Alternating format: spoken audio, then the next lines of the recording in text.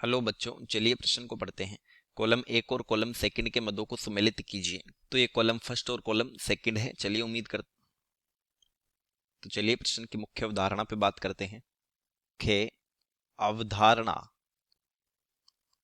देखिए, भारी जल जो होता है वो D2O होता है। भारी जल D2O।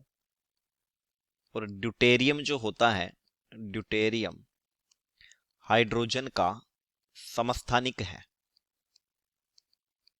हाइड्रोजन का समस्थानिक है। तो देखिए, जल का विद्युत अपघटन जब होता है, फर्स्ट दिया है जल का विद्युत अपघटन। विद्युत अपघटन, तो जल के विद्युत अपघटन में एनोड पर O2 तथा कैथोड पर H2 बनती है। H2 बनती है, जिसे एनोड पर अभिक्रिया देखें तो ये होती है 2H2O liquid, O2 gas plus 4H plus plus 4 electron. वही अगर कैथोड पर देखें तो कैथोड पर ये बनता है 2H2O लिक्विड प्लस 2 इलेक्ट्रॉन, ये बनी H2 gas plus 2OH minus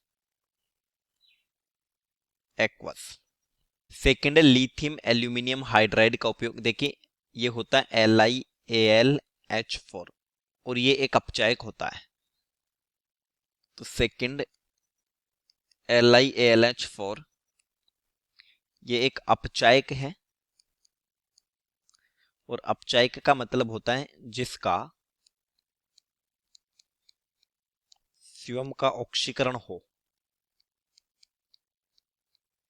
ऑक्सीकरण हो। थर्ड में दिया है HCl।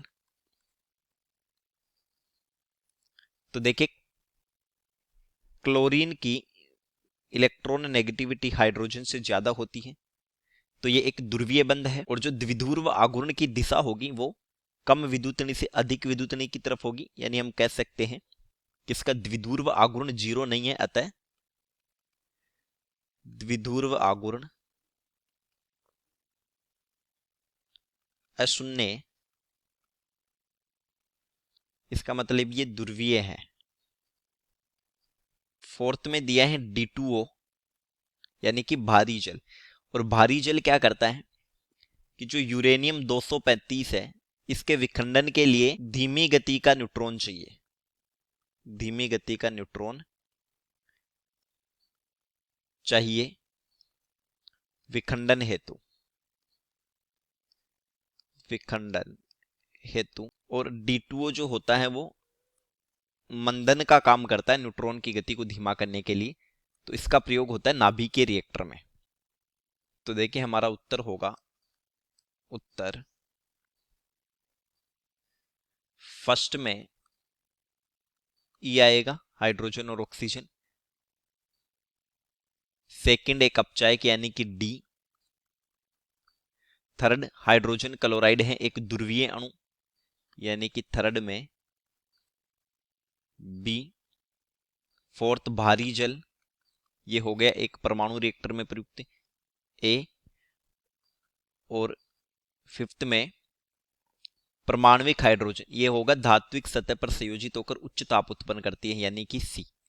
देखिए, ये धातु से इलेक्ट्रॉन लेकर H2 बनाएगा। इस स्थिति में हीलियम नाभिक का विन्यास प्राप्त होगा।